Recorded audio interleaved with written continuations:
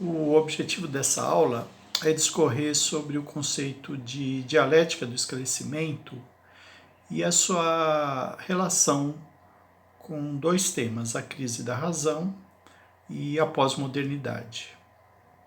Eu vou partir de um livro do Max Horkheimer que se chama Eclipse da Razão, mais precisamente o primeiro capítulo, cujo título é Meios e Fins.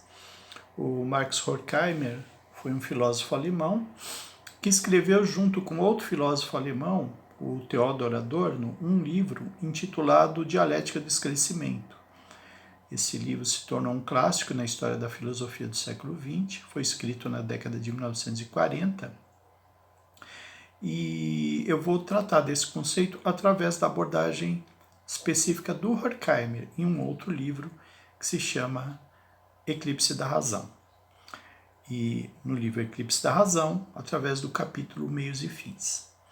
E o ponto de partida do Horkheimer neste texto consiste em tratar da dialética da razão a partir da diferença entre dois polos antagônicos e contraditórios da razão, a razão subjetiva e a razão objetiva.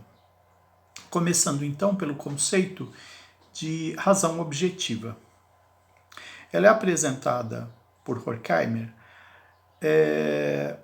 como expressão de uma concepção presente nos grandes sistemas filosóficos do Ocidente, baseados na afirmação da razão como uma potência inerente ao próprio mundo objetivo, encarnada na própria realidade, na natureza, na mente humana, nas relações entre os homens e nas instituições sociais. Então, para entender o conceito de razão objetiva, em primeiro lugar, nós precisamos, como sempre acontece no âmbito da filosofia, precisamos nos desprender do senso comum. Porque para o senso comum é perfeitamente possível pensar que a razão é apenas uma faculdade da mente humana. Ou seja, podemos pensar que a razão ela é uma faculdade subjetiva, ela está em mim, no sujeito pensante, ela não está no mundo. Mas pensar dessa forma significa reduzir a razão à sua dimensão subjetiva, que eu vou explicar depois. Quando pensamos a razão objetiva, estamos pensando que ela é expressão de algo que está no próprio mundo, ou seja, o mundo em si mesmo é racional. Por isso que a razão é pensada como uma potência inerente ao próprio mundo objetivo. Daí a denominação razão objetiva. Nesse sentido, então, o mundo é real não porque os homens projetem no mundo um formato racional que está na mente humana, mas porque a própria realidade é racional em si mesma. O homem tem a capacidade de compreender racionalmente o mundo, não porque o mundo seja um caos desorganizado de sensações que é organizado pela racionalidade contida na mente humana, mas sim porque existe uma racionalidade encarnada no próprio mundo. A racionalidade contida na mente humana é uma faculdade subjetiva que espelha a racionalidade do mundo em si mesmo. Esse conceito, então, de razão objetiva, entendida como princípio inerente da realidade, faz referência a uma esfera finalística e, portanto, a objetivos maiores de natureza cósmica, que estão relacionados com a natureza e a vida humana como um todo, e não somente a objetivos instrumentais da vida imediata. Essa é a esfera especificamente filosófica da teleologia ou do finalismo, que diz respeito aos fins, aos objetivos maiores da existência da própria realidade, de todos os seres e coisas. Eu vou citar aqui uma frase do próprio Horkheimer para explicar isso. Diz o Horkheimer: o grau de razoabilidade da vida de um homem só poderia ser determinado de acordo com sua harmonia em relação a essa totalidade. Em outras palavras, se eu souber quais são os fins que orientam a vida em si mesma, qual é o objetivo maior do projeto, eu posso sintonizar o meu comportamento, a minha forma de ver o mundo com esses objetivos maiores. E dessa forma eu posso me sintonizar com uma racionalidade do próprio mundo. A razão objetiva, então, é a expressão maior de uma concepção ética de critérios universais válidos para todos os seres e coisas existentes. Por outro lado, em oposição à racionalidade objetiva, Horkheimer conceitua a razão subjetiva, esta sim entendida somente como uma faculdade subjetiva da mente, existindo como funcionamento abstrato do pensamento. Como está desvinculada de uma relação com a totalidade do mundo concreto, a razão subjetiva é uma expressão limitada e relacionada com o domínio técnico da natureza. A razão subjetiva, portanto, ela parte do pressuposto de que a razão não é atinente, não é uma potência do próprio mundo, mas ela reflete uma capacidade subjetiva da mente. E é nesse sentido que ela se converte em um instrumento técnico de domínio do mundo. É uma versão, portanto, muito mais limitada da racionalidade, que diz respeito muito mais à inteligência do homem e não ao mundo em si mesmo. Segundo Horkheimer, a razão objetiva jamais excluiu a razão subjetiva. Porém, a considerava, e aí eu cito uma frase do Horkheimer no texto Meios e Fins, porém a considerava tão somente uma expressão parcial e limitada de uma racionalidade universal da qual derivam os critérios racionais para todos os seres e coisas. A ênfase da razão objetiva estava nos fins e não nos meios. Ao passo que a ênfase da razão subjetiva está nos meios e não nos fins. Por isso que os homens são capazes de dominar tecnicamente a natureza, indiferentemente dos fins, ou seja, produzir meios técnicos que nem sempre servem à humanidade como um todo, porque a racionalidade técnica ela é capaz de ignorar finalidades, ela é capaz de se concentrar exclusivamente no domínio técnico e instrumental do mundo. Por isso que, do ponto de vista ético, a razão subjetiva ela é uma expressão limitada de uma racionalidade muito mais ampla. Um exemplo disso pode ser expressado pelos dois significados de vida entre os gregos, entre os povos gregos, que, como sabemos, foram os inventores da filosofia ocidental. Então, entre os gregos, o termo vida, a palavra vida, tinha dois significados básicos. O primeiro deles, a vida é entendida como bios, e o segundo, a vida é entendida como zoé. A vida entendida como bios, ela apresentava entre os gregos, como objetivo maior, o aperfeiçoamento ético com o objetivo de realização do bem e da felicidade. Ou seja, se eu perguntasse a um grego o que é a vida e o que é viver, né? Um grego antigo, um cidadão da polis, ele me responderia que viver significa se comportar de uma maneira ética relacionada com a realização do bem e da felicidade. Mas, por outro lado, havia um outro significado da palavra vida, entendida como zoé. E vida entendida como zoé se restringe à concepção do organismo físico como um mecanismo químico-biológico que pode ser avaliado segundo padrões técnicos. É a concepção, inclusive, científica de vida que temos no mundo moderno. O problema é que vida para os gregos era bios e não zoé. Ou seja, a vida ela era entendida como um estar no mundo que segue propósitos maiores e que, portanto, não se limita apenas ao mecanicismo da natureza, né? Agora, quando eu penso, porque para os gregos, para um grego da polis ateniense, vida era bios e não zoé.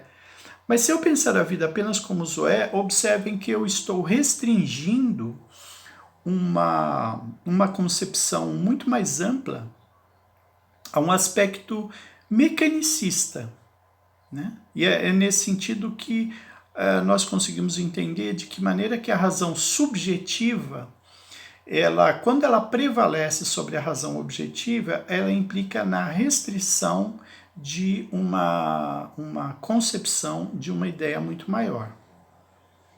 Por isso que a razão subjetiva ela é inadequada para pensar o mundo de uma maneira filosoficamente relevante e pertinente.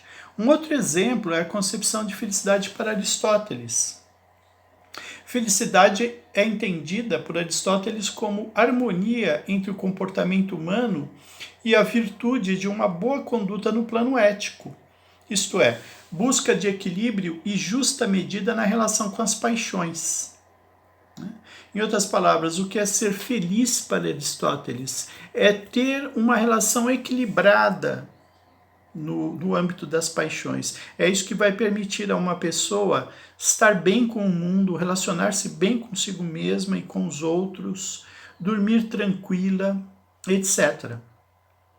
Essa é uma concepção diametralmente antagônica à concepção de felicidade na sociedade burguesa em que vivemos, em que a felicidade é identificada com a riqueza material, com o prestígio social, com o gozo imediato e intenso de prazeres sensíveis e com o consumo de mercadorias.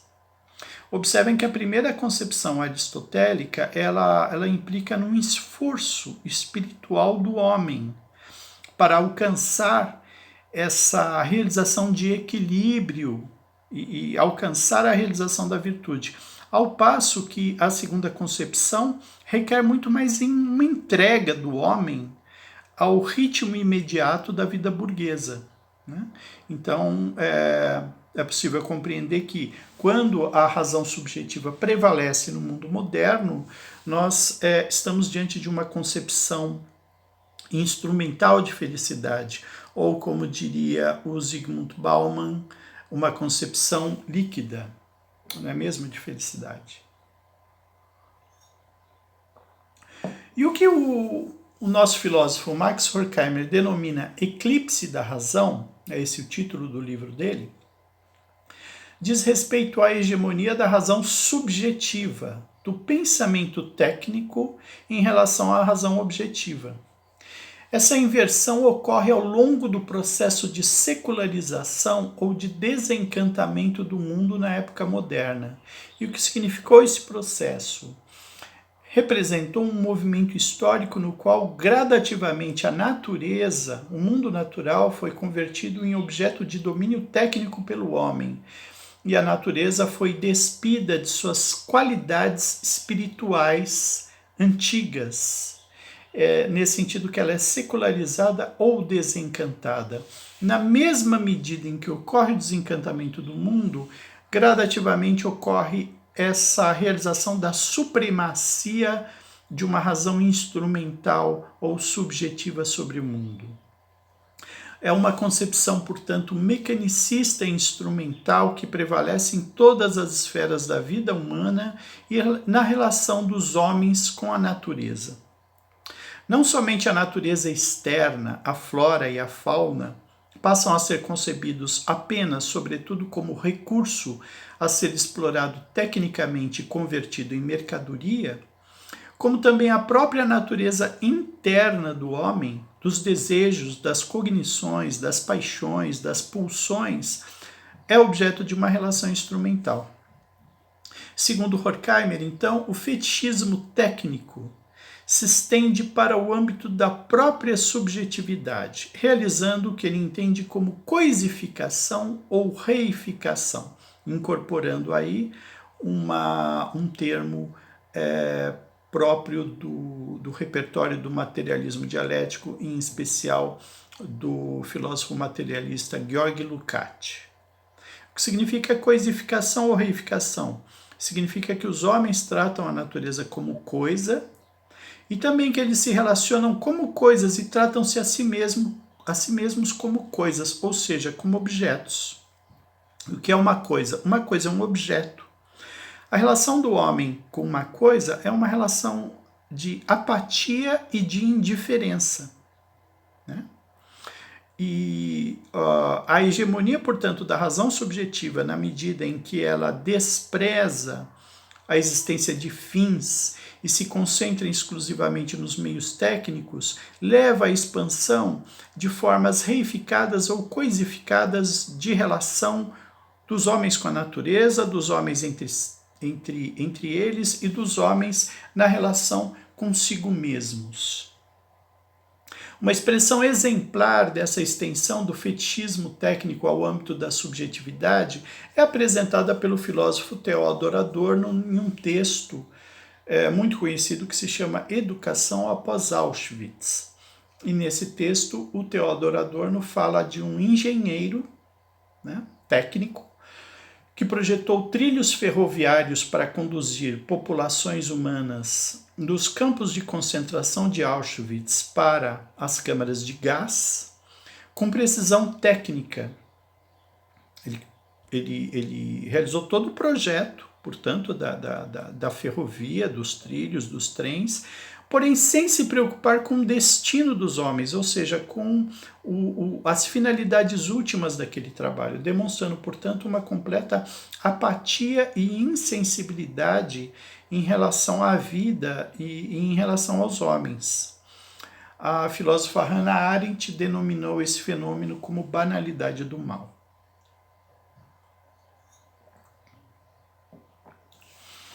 E eu fiz referência à ideia de fetichismo técnico, né, com o objetivo de dar conta de que isso significa que os produtos do trabalho do homem, os produtos da técnica, eles passam a ser vistos também como coisas, como se fossem fetiches ou como objetos que se sustentassem por si próprios e que não fossem resultado do trabalho humano, né? O declínio da razão objetiva determina então que a razão esteja entregue ao irracionalismo puro e simples, vale dizer, aos interesses e paixões imediatos dos homens. É uma razão, portanto, que é governada pelo irracionalismo. Por isso que falamos em dialética da razão, porque se estabelece aí, obviamente, uma contradição. O pensamento, então, pode se prestar a ser veículo do bem, mas também do mal, porque ele depende unicamente da constelação de interesses imediatos em um determinado contexto. Os homens se tornam, portanto, reféns dos contextos e dos interesses imediatos, na medida em que não há mais uma instância superior capaz de governar a realidade e capaz de permitir aos homens a realização de juízos éticos e objetivos sobre suas próprias ações. Este é, portanto, um estado de alienação do espírito. A hegemonia da razão subjetiva, denominada por Horkheimer como eclipse da razão, desliga o trabalho científico da atividade especulativa e ética do pensamento e torna a ciência uma força produtiva destinada a comandar de maneira instrumental a relação dos homens consigo mesmos. O trabalho científico se torna, então, uma atividade de classificação instrumental de dados sem se subordinar a fins que possam estar acima dos interesses imediatos do mercado e do poder político. Obviamente que quando fazemos referência a esse processo de secularização do mundo moderno, ele se dá na mesma medida em que ocorre o desenvolvimento do capitalismo. Eu vou ler agora um parágrafo do livro Meios e Fins, que é bastante expressivo acerca do alcance sombrio da hegemonia da razão instrumental no mundo. Diz Horkheimer, abre aspas. Quais são as consequências da formalização da razão? Justiça, igualdade, felicidade, tolerância, todos os conceitos que, como mencionado, supunham-se nos séculos passados inerentes à razão ou por ela sancionados, perderam suas raízes intelectuais. Eles são ainda objetivos e fins, mas não há qualquer agência racional autorizada a avaliá-los e a relacioná-los a uma realidade objetiva. Endossados por veneráveis documentos históricos, eles podem ainda gozar de certo prestígio, e alguns estão incluídos nas leis supremas de grandes países. Não obstante, carecem de qualquer confirmação pela razão no seu sentido moderno. Quem pode dizer que qualquer um desses ideais está mais próximo da verdade que seu oposto? De acordo com a filosofia do intelectual médio moderno, há apenas uma autoridade, a saber, a ciência, concebida como a classificação de fatos e o cálculo de probabilidades. A afirmação de que a justiça e a liberdade são em si melhores que a injustiça e a opressão é cientificamente inverificável e inútil. Ela soa tão carente de sentido em si como soaria a afirmação de que o vermelho é mais belo que o azul ou de que o ovo é melhor que o leite. Fecha aspas. É importante destacar essa afirmação que aparece no texto, em que Horkheimer destaca que a justiça e a liberdade são. Pensar que a justiça e a liberdade em si mesmas são melhores que a injustiça e a opressão é algo que depende puramente do pensamento especulativo, porque se trata de algo que não pode ser verificado cientificamente. O grande problema é que, no âmbito da razão subjetiva, aquilo que não pode ser verificado cientificamente não se constitui como um conhecimento verdadeiro. Então, desse ponto de vista, tanto faz viver sob contextos de justiça ou de injustiça, de liberdade ou de opressão, porque não haveria uma autoridade racional capaz de sancionar a superioridade de uma vida justa e livre sobre uma vida injusta e uma vida em estado de opressão. Então, esse declínio da capacidade humana de realização de julgamentos éticos e objetivos sobre o mundo é uma das consequências mais trágicas e mais sombrias desse fenômeno que o Horkheimer denomina como eclipse da razão. A reflexão filosófica de Horkheimer, então, nesse grande texto, oferece oportunidades muito produtivas para o pensamento. Produtivas em sentido obviamente especulativo e não no sentido instrumental. E uma dessas oportunidades diz respeito à questão do finalismo como fundamento ontológico do ser e, portanto, como justificativa cósmica da existência do universo e da vida.